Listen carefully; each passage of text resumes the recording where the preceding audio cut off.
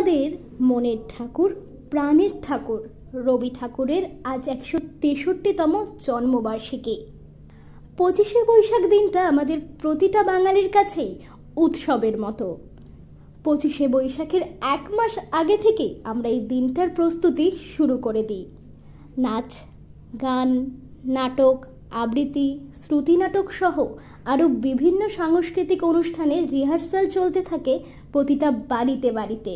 এই দিন ঘুম থেকে উঠেই সকালের শুরুটাই হয় রবি ঠাকুরের গান শুনে, রবি ঠাকুরকে স্মরণ করে।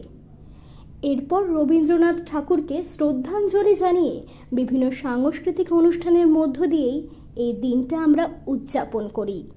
বাঙালির 12 মাসে 13 পার্বণের মতোই 25শে বৈশাখও আমাদের একটি পার্বণ। আর এই পার্বণ আমরা উদযাপন করি রবীন্দ্রনাথ ঠাকুরের গান, কবিতা, আবৃত্তি মধ্য দিয়ে। তিনি কবিগুরু, বিশ্বকবি রবীন্দ্রনাথ, যিনি মানুষের মননে চিন্তনে সদা বিরাজমান ছিলেন, আছেন এবং থাকবেন। চলুন না আজকের দিনটা আমরা সবাই মিলে আবার রবি ঠাকুরকে স্মরণ করি।